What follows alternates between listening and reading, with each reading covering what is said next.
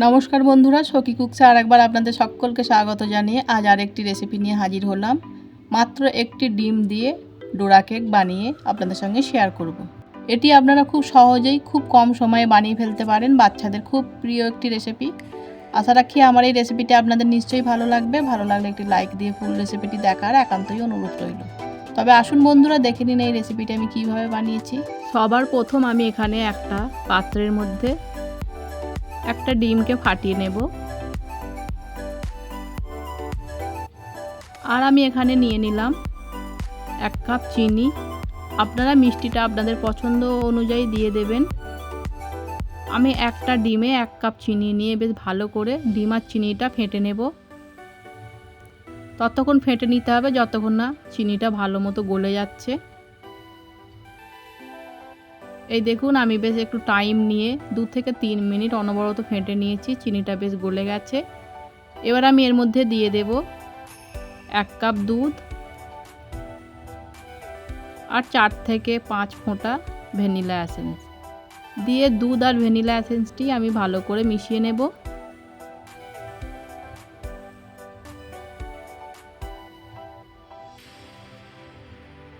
দেখুন, আমি বেশ ভালো করে মিশিয়ে নিয়েছি।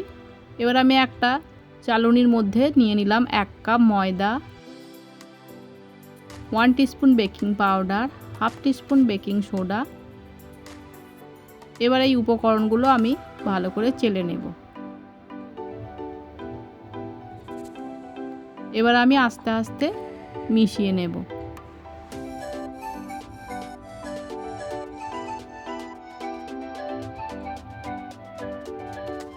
দেখুন, আমি মিশিয়ে নিয়েছি। একটু ঘনত্বটা গাঢ় মনে হচ্ছে, সেই জন্য আরও আমি 2 চামচ মতো দুধ দিয়ে দিলাম। দিয়ে আবার আমি মিশিয়ে নেব।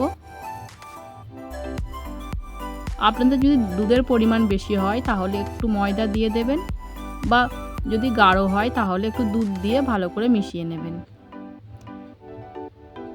দেখুন বন্ধুরা, আমি বেশ ভালো করে মিশিয়ে নিয়েছি।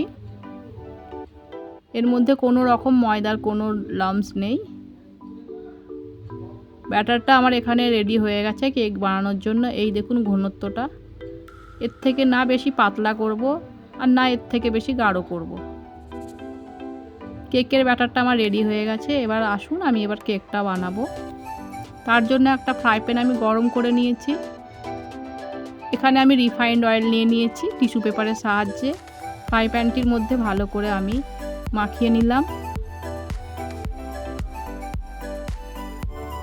এরপর আমি যে ব্যাটারটা বানিয়ে রেখেছিলাম সেটা আমি একটা হাতার সাহায্যে 1 হাতা ব্যাটার আমি এই ফ্রাই প্যানের মধ্যে দিয়ে দিলাম। এবার আমি এটাকে ঢেকে 2 মিনিট মতো বেক করে নেব। এই সময় গ্যাসের ফ্লেমটা একেবারে লোতে রেখে দিয়ে বেক করতে হবে। আমি 2 মিনিট পর ফিরে এলাম। এই দেখুন, ওপর দিকটা আপনারা দেখে নিশ্চয়ই বুঝতে পারছেন কেকটা আমার বেক হয়ে গেছে, আর নিচের দিকটাও বেশ ব্রাউন মতো হয়ে গেছে। আমি এবার উল্টে দিলাম, দিয়ে অন্য সাইডটাও আমি একটু হালকা গোল্ডেন ব্রাউন করে সেঁকে নেব। এই দেখুন, এবার আমি এই কেকটাকে একটা প্লেটের মধ্যে তুলে নেব।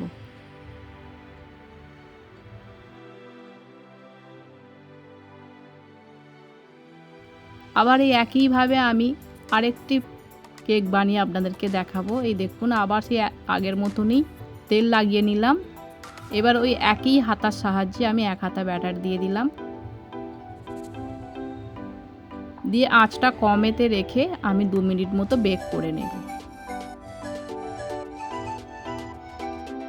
2 মিনিট পর আবার ফিরে এলাম। এই দেখুন, কেকটি বেক হয়ে গেছে। এবার উপর দিকটা সেঁকার জন্য আমি এটাকে উল্টে দেব। প্রত্যেকবার যখনই আপনারা কেক বানাবেন ওই 1 হাতা ব্যাটার দেবেন, তাহলে প্রত্যেকটা প্যানকেকের সাইজ একই রকম হবে। এই দেখুন, এই প্যানকেকটিও বেক হয়ে গেছে। এবার আমি এটাকে একটা প্লেটের মধ্যে তুলে নিলাম। বাকি সমস্ত প্যানকেক আমি এইভাবেই বানিয়ে নিয়েছি। এই দেখুন কত সুন্দর হয়েছে দুটো সাইডেই, আপনারা দেখুন।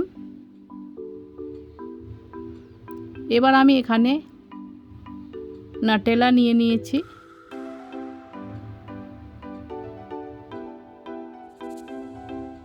এবার এবার আমি কিছুটা করে নাটেলা এই প্যানকেকের সাদা অংশের দিকটা লাগিয়ে নেব।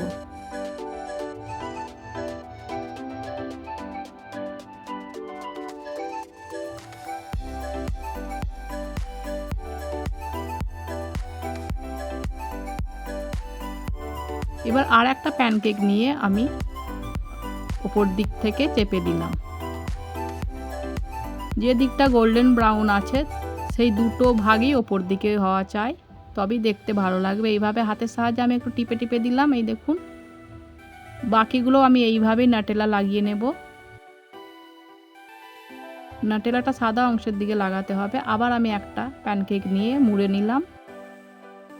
ব্রাউন কালার আছে সেদিকটা ওপর দিকে রেখে দিতে হবে। এইভাবেই আমি সমস্ত প্যানকেকগুলো নাটেলা লাগিয়ে নিয়েছি। এই দেখুন,